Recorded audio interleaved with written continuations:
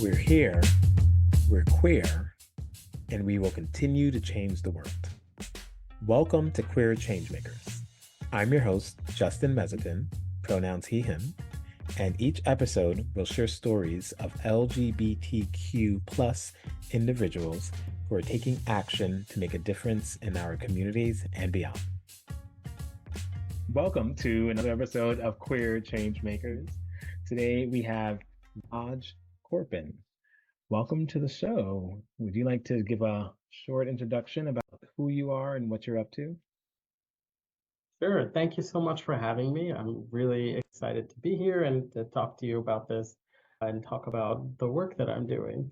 So my name is Raj Korpan. I'm an assistant professor of computer science at Hunter College at the City University of New York. So located out here in New York City, and I've been a professor for just a couple of years, but I really enjoy being a professor because it gives me the opportunity to do research, work with students, and mentor students on really interesting topics that I am very passionate about. What I've been working on recently has been a couple things, but one has to do with co-founding Queer in Robotics, which I did last year with a group of other queer roboticists as a new organization to help support queer people in the field of robotics. Right now, there is, at least until then, right, there had no group or organization that brought people together from the queer community who are working in the field of robotics. The idea was, one, we want a community where we can be with each other, have solidarity, have a place where we can be ourselves and comfortable around other queer roboticists. But we also want to really uplift what roboticists are working on and the science and the research that we're doing and how we are making a difference within this field. So that's something I've been working on recently, and it's been really exciting. We've been organizing a number of events at different professional conferences within robotics, where we're getting to just bring our people together and be in one room where we can talk about what we're doing. And we also recently published a paper describing the launch of our organization and kind of some of the challenges of being queer in robotics, and why we feel there's a need for this kind of group. Amazing. It really excites me because I enjoy community so much. Yeah. And when you're able to be in like a niche community and then have the queer aspect on top of it, it's like, oh, I'm not the only one. We can work on interesting ideas and just bring that queer perspective. Thinking about our queer community and some of the challenges and opportunities we have. How do you see that intersection of robotics and our queer community? Okay. Great question. Maybe I can just take a step back and Mhm. talk about how I got to this point. So when I was doing my PhD, my doctoral research, it Mhm. was very much focused on AI and robotics. And so I had this kind of dual life experience, right? I had my personal life as a queer person, as a gay man, and I had my professional life where I do research on AI and robotics and teaching, and it just felt very separated. And I had the two parts of myself that had nothing to do with each other. And as I was finishing my PhD, I discovered an organization called Queer in AI, which is kind of a larger, more umbrella organization for people across all different areas of AI who are queer. And it was just like a light bulb went off. I was like, I don't need to separate these things about myself. Maybe there is a way to bridge them and bring them together. And yes, I can work on other research, but like doesn't mean I have to think about it separately from this other part of my identity and who I am. So that was what kind of inspired me to say, we have people in AI doing this work, but let's also create something for roboticists because yes, we have a number of people in AI who are working with robots, but we also have engineers, we have other disciplines who are also in the field of robotics, not necessarily doing AI work. And so we thought, let's create something for our group of people working in this area. So then your question is, what is the intersection between robotics and queerness, right? It seems like how would there be any relationship between them? In fact, there is a lot of relationship because of the structures and the systems that we live in our society, right? We live in a white patriarchal society, cis heteronormative society, right? And so a lot of that has been ingrained in the way we design and build robotic systems. Why is it that robots look a certain way, right? How do we decide what are the features, their physical features?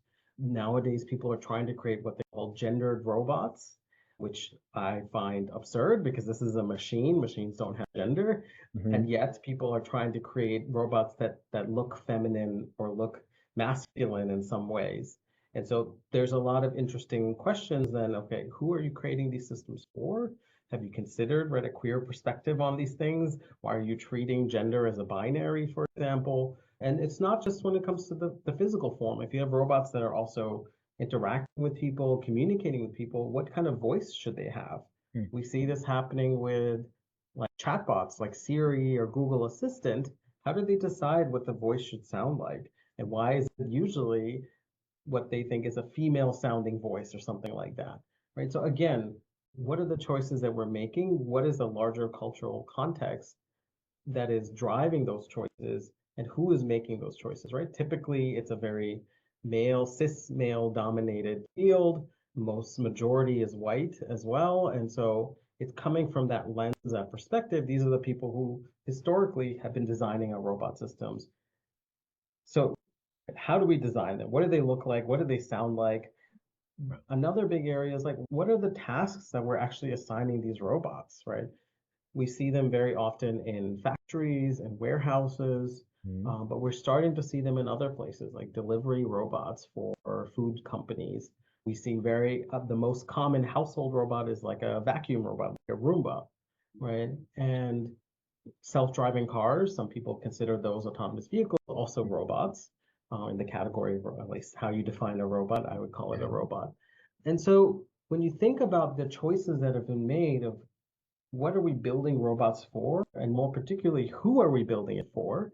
We're often building it for people who are very affluent, who have a lot of money, who are privileged in many cases. And so that really excludes a lot of queer people from having access to these systems, to these tools.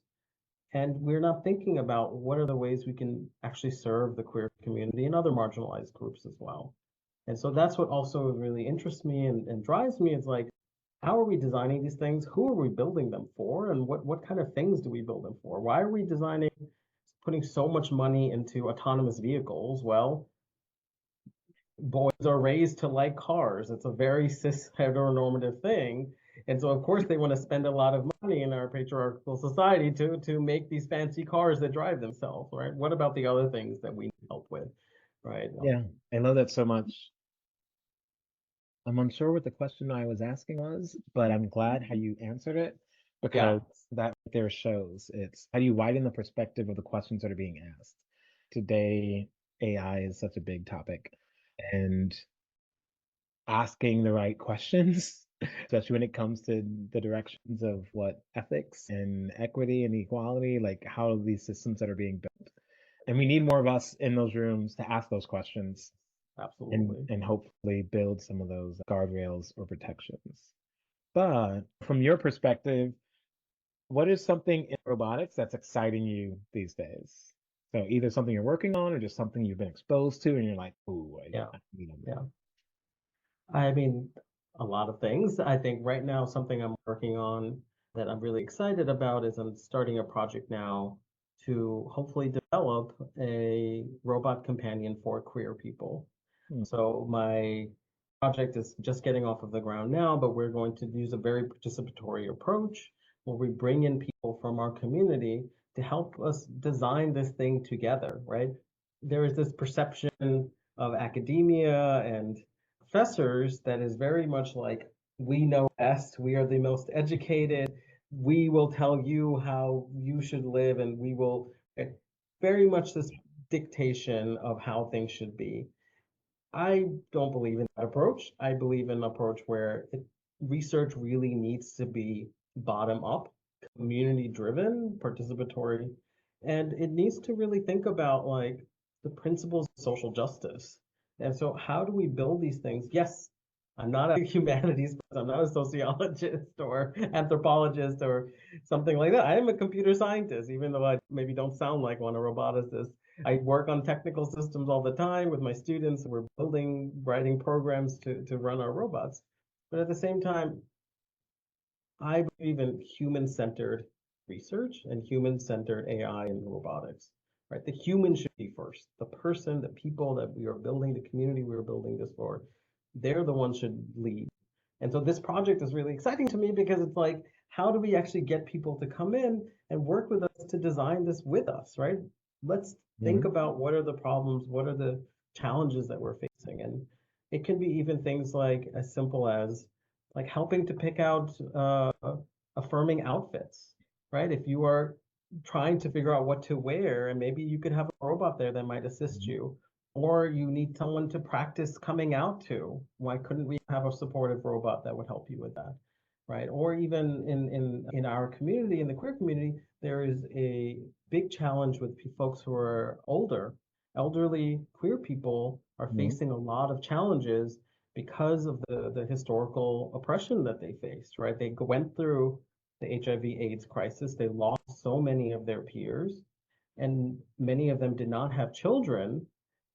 And so now they are aging and they don't have a lot of support, right? Of course, we have community support, but can we supplement that with robot assistance, for example, that can help our particular community's needs, right? And Yeah. then even further, we want to make sure our systems are using inclusive language. They should understand how people should be addressed, what name they use, what pronouns they use. It should understand that people have different kinds of family structures, that they have different kinds of experiences in their lives, and it shouldn't default to this heteronormative, cisnormative perspective that often happens. And the other challenge, I think, is, and this goes back to the AI ethics stuff we're talking Mhm. about, is like we have huge issues around privacy, right? Our community, particularly looking to the future, 2025 beyond, looking Mhm. around the globe, surveillance and privacy is so important, right? We have the risk in many places, if you're outed against your will, to face physical violence or even death. And so, do we want to build robots that are always listening and monitoring what you're doing, right? I don't think so. And I think it should be the default that robots don't do that, right? But that's not the case now. Yeah. The other aspect of it is in policing. We're seeing robots being used in policing, which is terrible, and in the military as well. And we know police have disproportionately affected the queer community, have attacked our community, imprisoned us, put violence on our community. And so, as a roboticist, what is my responsibility to make sure I'm thinking about how do we build these things responsibly, inclusively, ethically, and how do I make sure I'm putting that out into the world, advocating so that I'm in, like you said, in the right rooms, in the right places to make sure that other people are doing the same. Yes. So that's like the biggest project I'm really excited about right now, and we're just starting it off now. Okay. Yeah. It does sound amazing. Like I go to a lot of tech related things in the DC area, a lot of startup events, and I hear lots of Mhm. ideas people share. And there often is someone or multiple people who have an idea about how they can help a community that they are not a part of and that the community may have not asked them for, but they have this idea. And actually talking to the community is something like way down on their list. And I Yeah, think that comes back to why we need more intersectional perspectives because it's like, hey, absolutely. I'm not only am I in the community so I can help with that kind of perspective, I also don't want to leave out other parts of our community, and I want to make sure Yes. we ask those questions. Because yeah, there's robot companion ideas. Like much of that sounds really good and interesting, and also you coming from this perspective of, yeah, I know the technology, but how do we keep the people at the center? Because a Right. lot of times I don't always hear that. I hear people saying two things simultaneously. One is keep humans in the loop so that you don't make a bad decision. But then also, one way to be productive is to remove humans from the process. So it's like, wait, how do you do both of these things? You Um, don't. And both are the wrong approach. I mean, removing humans completely, yeah. right, and automating processes completely is wrong because we know AI systems, it has been shown over and over, are biased Hmm. and inflict harm and violence on marginalized peoples. It has been repeatedly shown in the research. Look at facial recognition, for example. You had Black people falsely accused and arrested because it was error prone. And yet people want to say, let's take the human out of this. Or human in the loop is also like you're just paying lip service, right? You're just saying, let's have a human involved, but we don't want just a human involved. We want people to be empowered to make meaningful decisions and have meaningful input. I think that's the other thing I see sometimes is like tokenism, Hmm. just having someone in the room, but you don't actually listen to them, right? That's no good either, right? You can't just be like, oh yeah, we have the one queer person in the room. We didn't actually implement any of their suggestions, or we didn't even let them speak, but we had someone, right? So it's a matter of you have to actually empower people and give them the ability to make a difference and change. Wow. That's a really good perspective, and I love that. Being empowered to make meaningful decisions and have meaningful input. Yeah, I love that so much because I've like in these different conferences when people talk about AI, Yeah, productivity, save time, do the things you don't want to do, or like yeah, help you do things, and this helps certain people be more creative. They say that they're leaving time to do the important things, but they never say the meaningful things and having that meaningful impact. So, like a question that I ask them sometimes, like, I wonder what AI is going to be for like, actual meaning in life and like purpose. Like, yeah. how do we connect AI to purpose instead of connecting it just to productivity? Yes. Um, I think it's something I also am very critical of, which is like, how are we actually assessing these tools? And oftentimes the focus is on productivity and efficiency um, and cost savings and profit.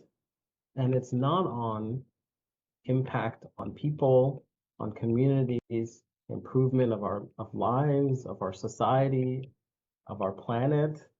Those are the things that should matter. And when you build a system, those are the criteria on which you should be evaluating. Not that you got something to be 5% faster, you made 10% more profit off of it. Maybe it's the privilege of being an academic that I can say yeah, that because I was at an event recently and I was getting very upset because it was about responsible tech and ethical AI. And I asked the question, shouldn't people care about my community being harmed? Shouldn't that be the number one thing? Not making a better profit, right? The response shouldn't be when you tell someone your AI system is hurting people in my community, how much is it going to cost to fix? That yeah, should not be the response. It should be, what can we do to make sure this doesn't happen? What can we do to make sure we're doing the right thing? And I was just getting so upset. Why are these large corporations? Of course, they're not thinking like that. And the response I got was, you have to do both. You have to convince them it's going to make them money, and doing the right thing will make them money, essentially. That's what you have to. You have to get really good at interpersonal skills and convincing C-suite folks that it should matter. And yeah. I'm like, I need to convince people my community matters, but that's our society. That's the capitalist society we live in, Yeah. unfortunately. Just last night, I was at this event that was billed as talking about ethics and AI and Yeah. responsible AI. And they had a panel, and it was sponsored by a specific tech company. Hmm. So I'll leave them out. I'll leave them out. But they said, It's we're doing fine. They're all the responsible same. It doesn't AI. matter. Like, yeah, we're doing responsible AI and we don't use people's data and we're just, Yeah. integrating it in all these different parts. When people talked about like the ethics and this event was hosted in a pro person of color community space. And Hmm. they did their best to talk to ethics, but it never really got to where I wanted it to be, where it was like, what's a line that you draw? And they're like, maybe AI, the way to solve it, because of the different companies and international blah blah blahs, you need the UN to create a thing, and then that would be a way we can all abide Yeah. by rules. And in my mind, I'm like, I don't know the last time someone said the UN says we can't do this, so we're not doing it, or that's going to stop corporations. It's And very, very easy to pass the buck. Yeah. And You even in this country right now in the US, I don't see the US coming together for any know, kind of thing, especially if it's something like in regulations to keep people safe. and it's unfortunate that I don't see Congress, at least the way it is, acting to regulate AI. Even there was executive action, but it was almost toothless what they did. And it was with input from all the tech companies signing on saying, oh, yeah, we're okay with what you're going to ask us to do. Yeah, you wrote it. And Yeah. so it is unfortunate. Yeah, there is this perception, I think. I was talking to someone else. Again, I'll leave the tech company unnamed in my anecdote too, where this is a large consulting company, let's say. They build technology, AI systems for their clients. Hmm. And I asked, okay, what are you doing with kind of ethical AI and measuring the impact of these systems and so on? And they said, oh yeah, we include that as part of our product, but the client has to pay extra for that. And I was just stunned.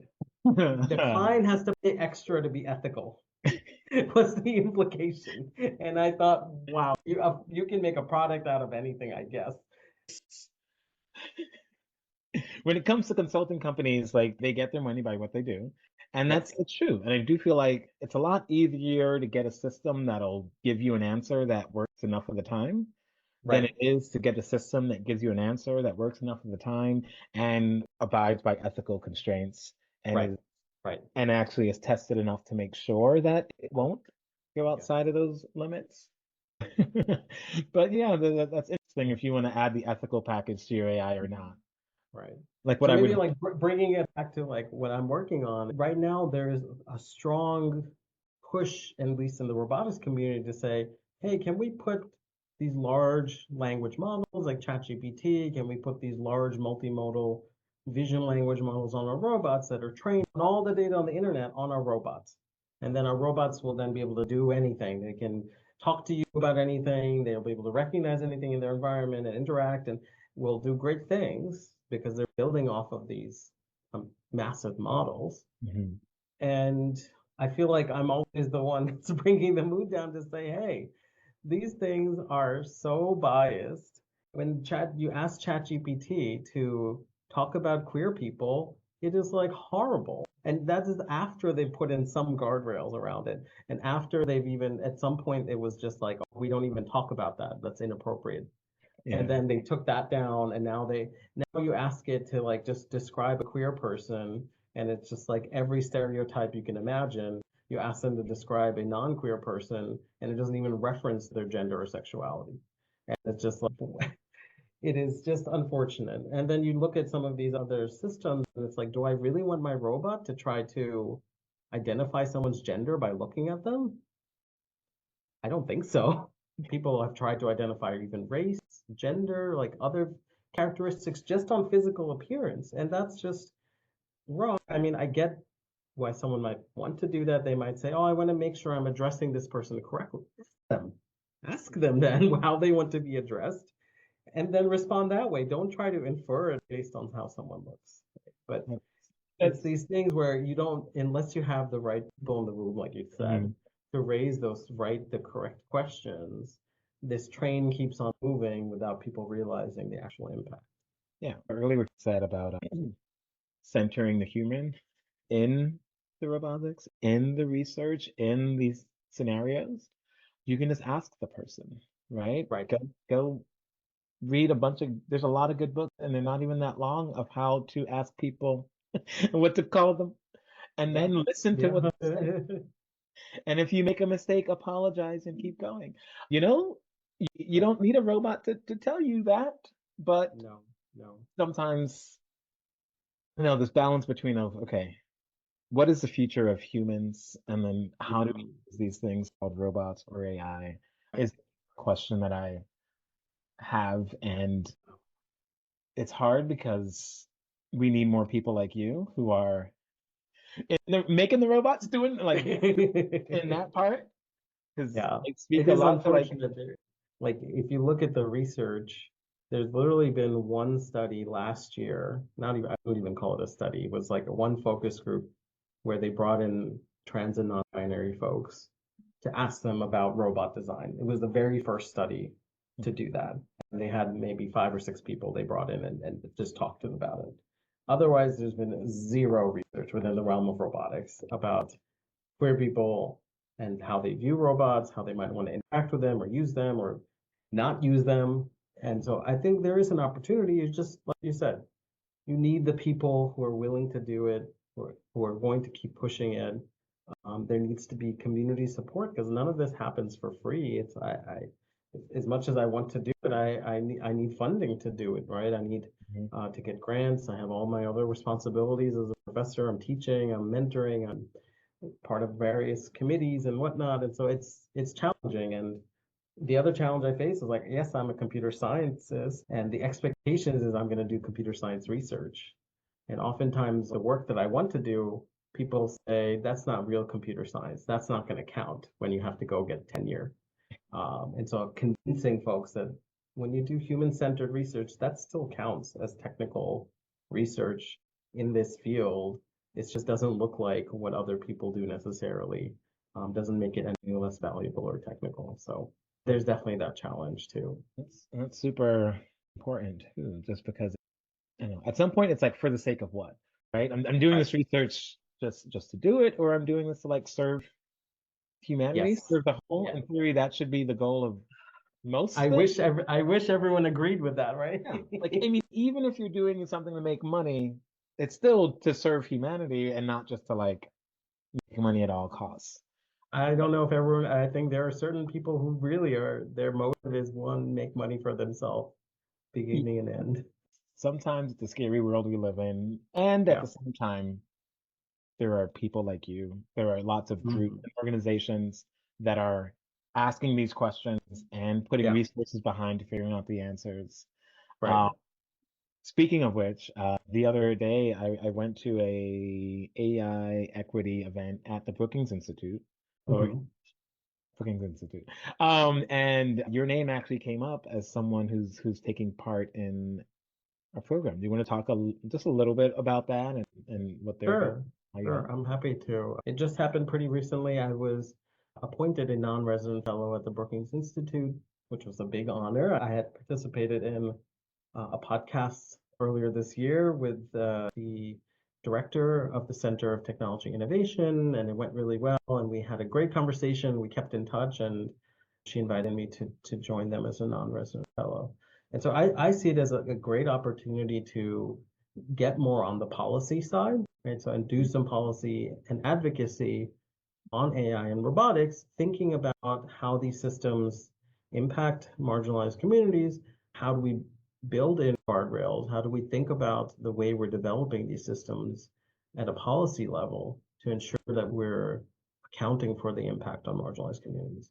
And so I see this as like a platform to do that. I'm working with them in their AI equity lab, where we have a few folks who are doing exactly this kind of work.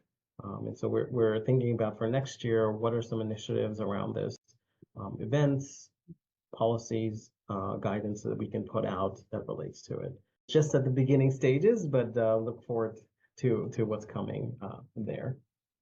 That's amazing, and I'm glad when things like that happen, just Mhm. because it's like you said, everything takes resources to do, right? Yes. Yes. And having organizations or different groups that are like, hey, we're also in this. It one says you don't have to do it all. Yep. Also, they have a different kind of reach and can bring in that multidisciplinary variety of perspectives to talk Right. about the issue. Okay, so got two questions. I don't know which one's more important. Doesn't matter. One question I have is when you think about our community and AI and robotics, Hmm. if you had a magic wand, like at this moment, best case scenario, what would be I don't want to say the robot of your dreams, but like what would be this is a thing that would excite like I would want to see this in and for a community. Yes. Um yeah. And it's a magic wand, so there will be guardrails, it'll be safe, it'll be ethical. Right. Like Right. Right. Right. uh What would be my dream robot, right? What would be my dream for if I could wave a magic wand and see something come about? It's a hard question.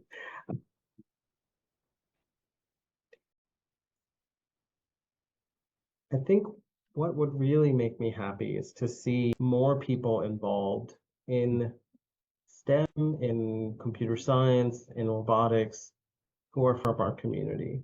And so I don't know if I have a robot of my dreams. What I want is more people in Mhm. my dream, in my community, surrounding me as we're building it together. So that would be my dream, is like, how do we support more queer people to join STEM fields?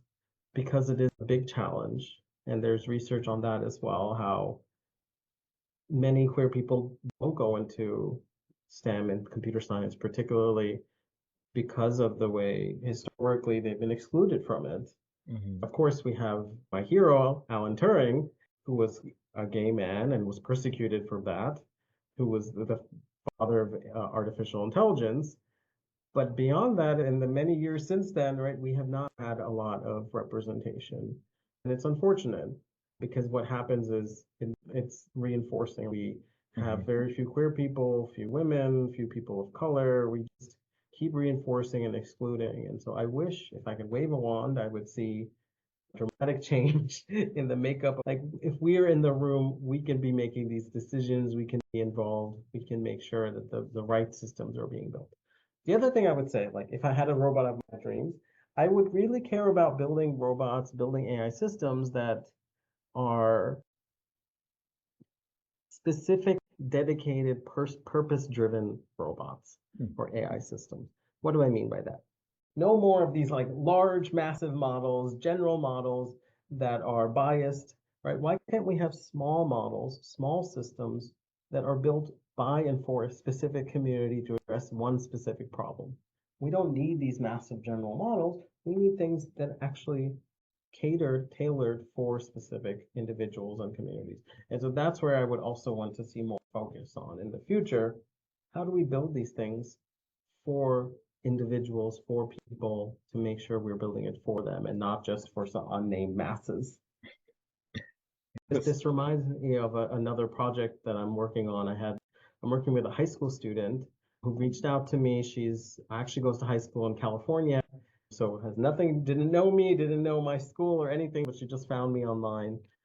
And she wanted to work on a research project related to how older Black women perceive AI and robotics. Hmm. Because this was from like her experience talking with her grandmother, going with her grandma to church and talking with the aunties there and seeing like how there's this immense fear of AI and robots and what it means for their future.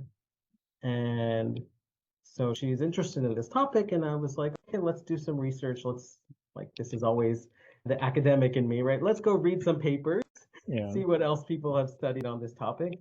And we went and looked, and literally no one, a single study we could find was focused on Black women's perceptions of AI and robotics Wow. and interactions with these systems. And I was a little bit shocked for a second, and then the reality kicked in, and I was like, I shouldn't be surprised at this at all.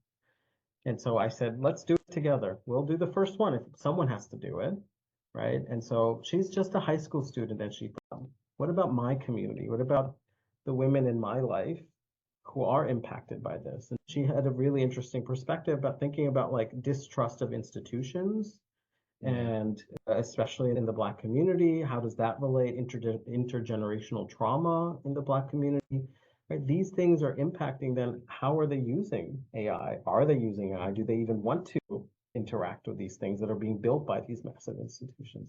So it was just, again, like when you start to break it down and you say, let's actually focus on individuals and particular communities' challenges, like, you start to have much more insight into these nuances than if you're just trying to build one system that you think is going to work for everyone. Wow.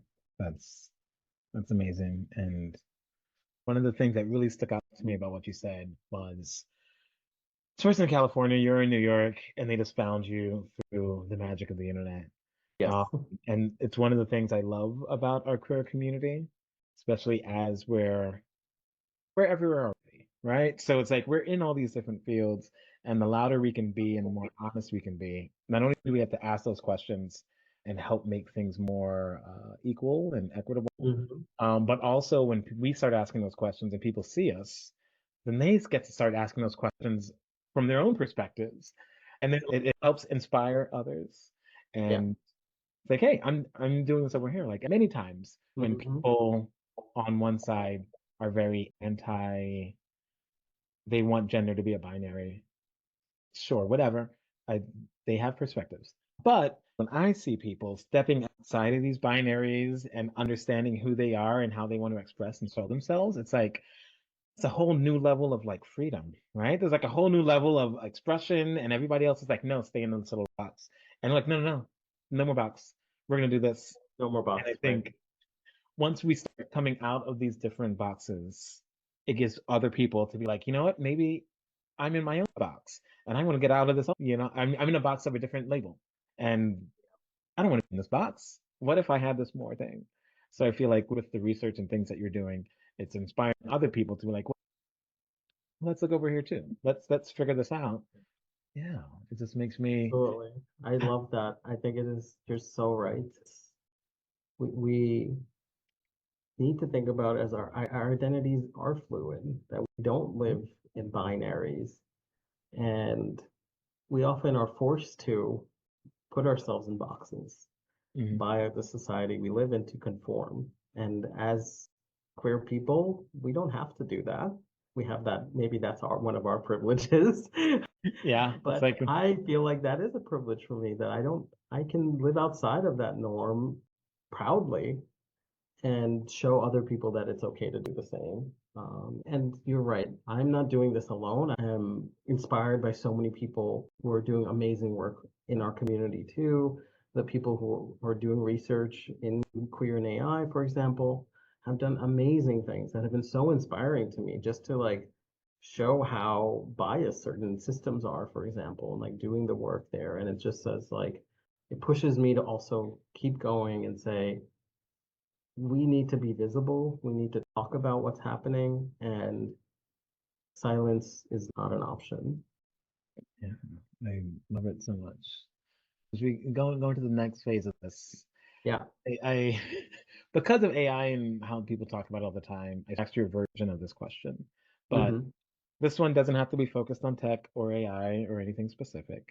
But as a member of our LGBTQ community, what is the future vision you have for like, the next step?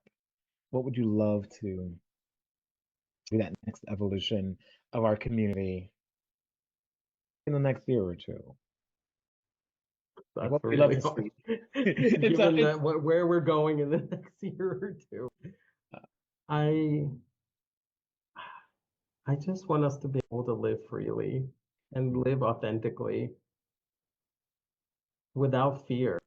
And sometimes it can feel hopeless, but other times I have hope because of, right, people like you doing this work to spread the like amazing thing people, queer people are working on.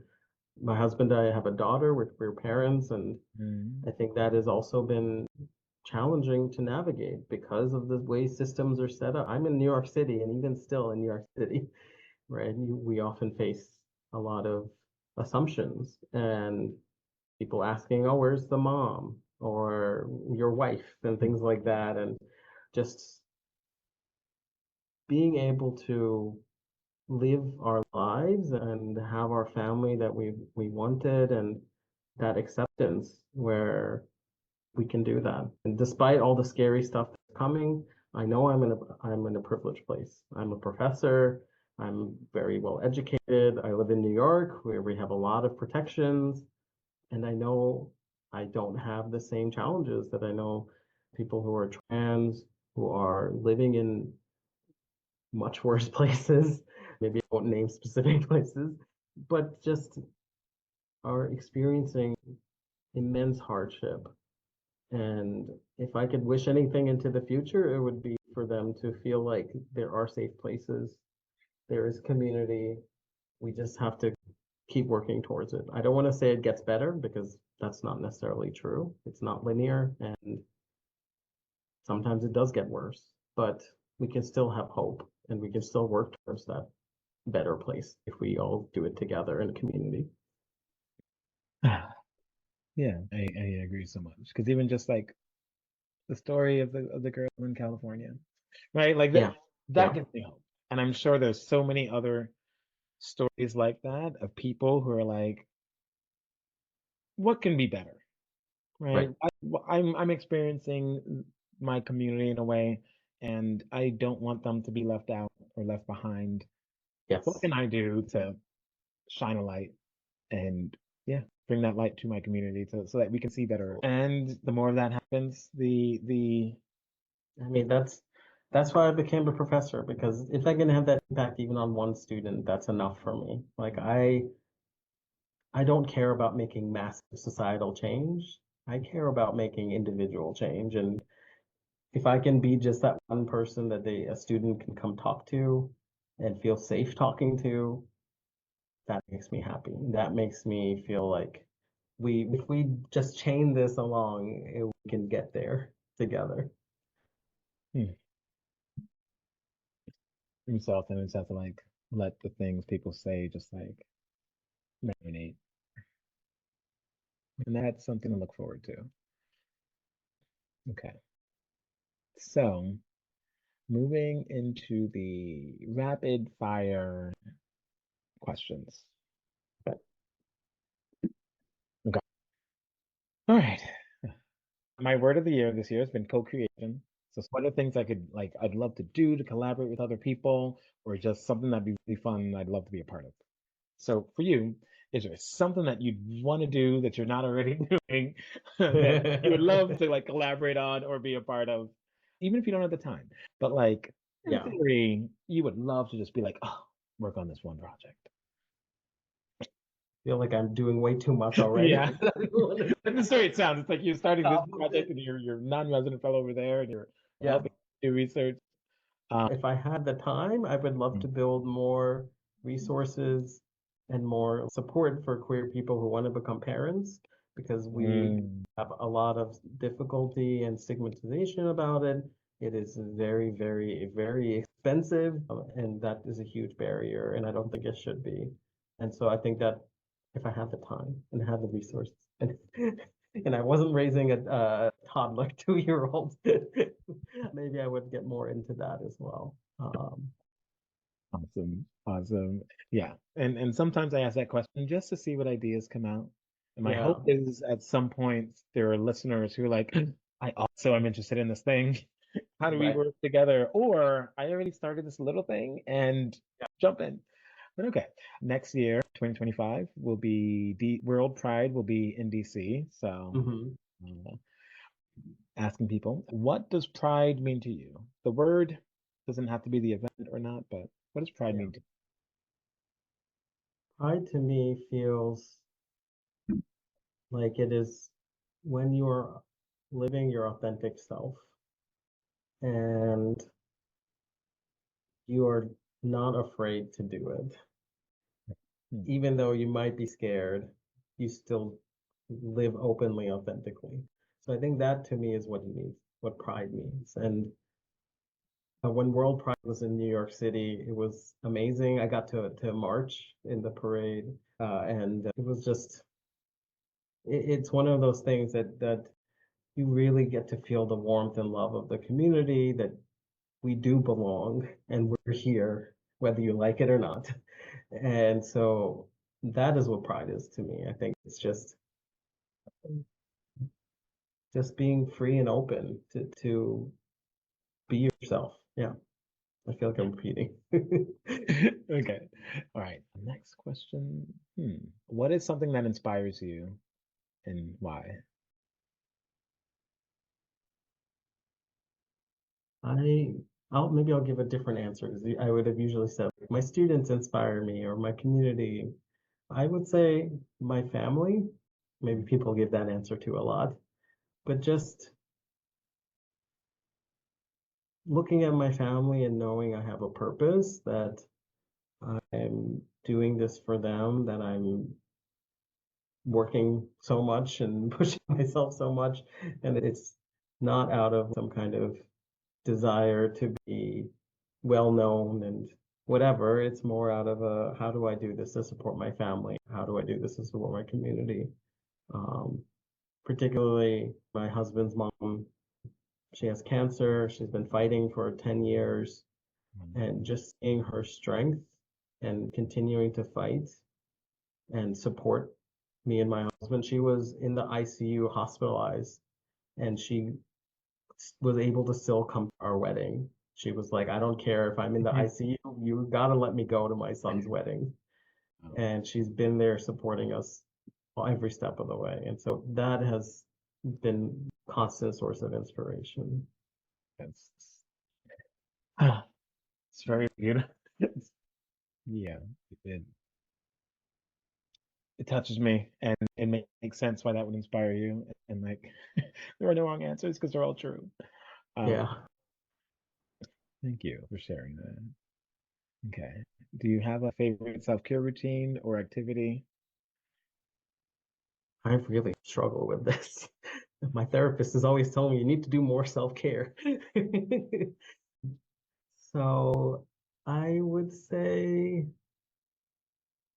like just forcing myself sometimes to relax, and whether that means like watching TV or listening to a podcast, just kind of like tuning out and letting myself just not think about work constantly.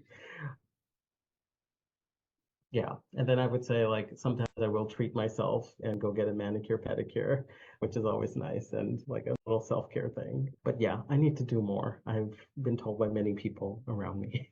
All right, same. I'm right there with you. And that's why I asked the question, so I can get Yes. inspired by other ideas. Like, ooh, let's go for it. Okay. So, the next question, it's okay if you say no, but do you have a favorite joke or just a joke that you like? No, I had nothing that comes to mind. So I'm not a comedian. I feel like Okay, okay. I try to be funny with my students when I'm teaching, Mhm. but I'm so bad at it. And that is not my forte. So no, I don't think I have one that comes to like mind immediately. Okay. Sorry. Is there something you recently laughed at? Ooh, something I recently laughed at. Yeah. Uh, I don't know. I follow a bunch of like I do enjoy comedy. I recently went to a show in New York City, which is called the 20-Sided Tavern, which is like it's a live off-Broadway show where they do improvised Dungeons and Dragons on stage. Oh, okay. And I love tabletop RPG, and Dungeons and Dragons is another passion, another hobby of mine. But yeah, we went to a showing. I've seen the show 3 times, but we went to a showing recently, and just something I really laughed at is they had these nuts joke that was so funny. They basically asked an audience member for a name for a character, and the audience Okay. member said Bofa, and the person on stage was like, "What does Bofa mean?" And the other person said Bofa these nuts. And it just cracked me up. I'm sorry, this is like so juvenile, but it was hilarious. That's fun. I mean, I think that's what comedy should be about. I'm not going comedy to be to solve world peace or hunger. Yeah, they had Erika Ishii. I don't know if you know her. She's a comedian, performer, voice actor, and so on. But they also did a very funny joke about her being bi, and it was very funny. I can't remember the exact wording of the joke now, but it was pretty hilarious. Awesome. All right, two more questions. Who is the queer change maker that inspires you? Oh, okay. I already mentioned Alan Turing, who was kind of like my inspiration, his life story. Another queer change maker. It's really hard to answer because sometimes I feel like each of us are change makers, which maybe is a very lame answer to give. So now I'm trying to think of a specific person. It could even be Alan Turing again, because Yeah. right. And with that, a different question then is, Hmm. what was your first like, introduction to Alan Turing, and like how did that affect you, the industry you're in, and the work that you Yes. do? Yes, yes, yes. Okay, that's a good question. So it's interesting. I think as someone who studies AI, it's one of the very first things you learn about, right? Because he was really foundational in just describing, right? Can computers be intelligent? Is it even possible? And then how could you tell if a computer is intelligent? What would it need to be able to do to show that or to prove that? And that's where we get the Turing test from. Um, and so we talk about these things, and it often comes up in the context of like the history of AI, and you have a bunch of slides with like pictures of people's faces and what they contributed. And it never talks about their personal life, their personal history, what they went through, their identity. Oftentimes it's just a slideshow of white men. Um, and so you just kind of glaze over like, okay, another white man, yeah, he did something and it's all this, right? Even though there were many other invisible people who were doing the work and just weren't documented. But what really introduced him to me was when I decided to do some more research and learn a little bit more about his life and what he went through. And that's when I saw it was like he did so many amazing things in World War II with the code breaking, right, to support the government to win the war, and then his research in AI and what he went through after he was discovered to be gay and as a result faced persecution, and he was castrated for that, chemically castrated, and eventually committed suicide, or it's unclear. Some people don't think it was suicide, but either way, it just was one of those things that really connected with me because even though we're what 70 years out from that, was like 1950s, still resonates with what's happening now, unfortunately. And just the feeling of like, no matter how brilliant you are, being queer negates all of that almost sometimes, or it doesn't count as much and or it doesn't matter. And it can be upsetting and frustrating, but it also kind of represents like, hey, he didn't get his kudos back then, but look now, right? The Nobel Prize in computer science is called the Turing Award after him. And so it's really like you can have that impact, maybe not in your lifetime, hopefully in your lifetime. And that's what I love about this podcast. You're highlighting change makers now, not after they're gone, right? Yeah. Because we are doing the work now. But that was inspiring to me of just like seeing him, the work that he's done, and seeing how people now acknowledge his identity along with his work. It's not just, oh, he did this work, he introduced AI, came up with this concepts. No, he was also a gay man. He was also queer. You don't have to separate the two. Thank you. It's history. Yeah. So part of me was like, it's a sad history. Well, it's history. And Yes. it Yeah. getting the light of day is why people look back and why we have a history and why people study it. Yep. And I'm glad that we're able to see the contributions in the past and have those Mm-hmm. inspire us to continue making contributions today. Okay. Now, my final question is, what is a piece of advice that either you like to give others or that has been helpful on your journey in your own life? I can maybe answer both. I think what has been helpful for me and the advice that I've been given is don't try to diminish yourself for others to make others comfortable. And I used to be, especially when I was much younger, very shy, very introverted, didn't want to stand out at all. And that has really made a difference in my life. It's just felt like it's okay to be yourself and you're not going to fit in every box and you're not going to make everyone comfortable. And at the same time, you can't change who you are and you should be proud. And so that's advice that has been really helpful to me. And it's also pushed me to be like, maybe I can come on a podcast and talk about my journey. I didn't used to think, I was like, what can I possibly say that people will be interested in? And the advice I give others, I would say, is go for it.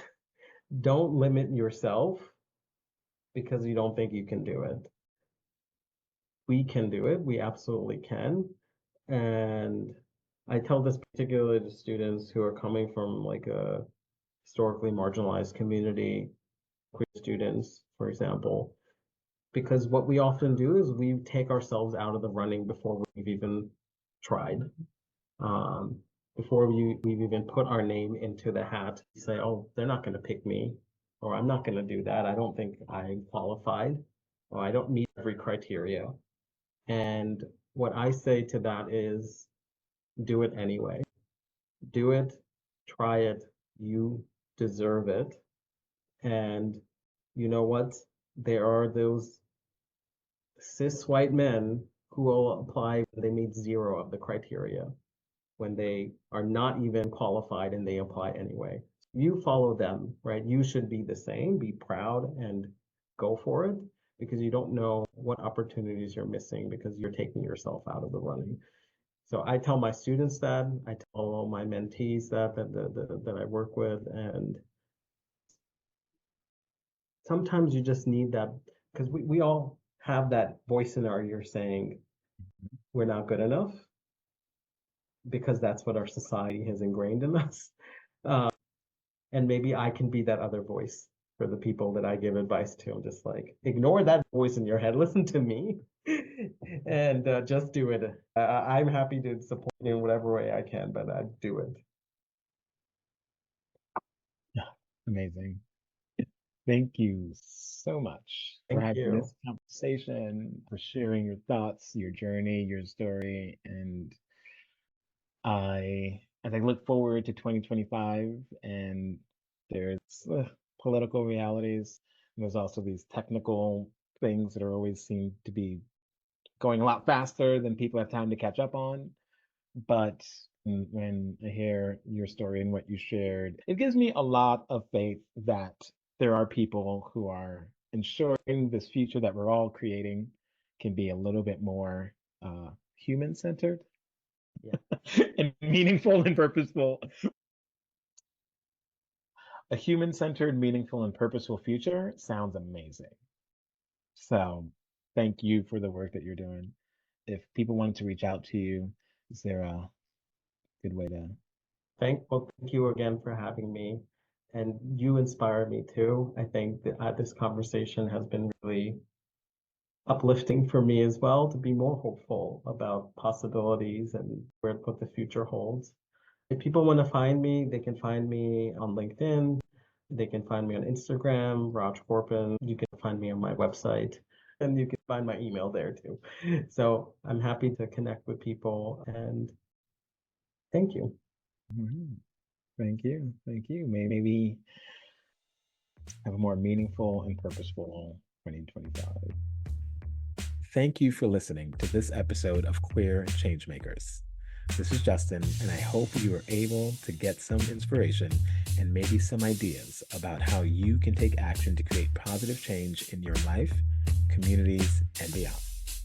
See you next time.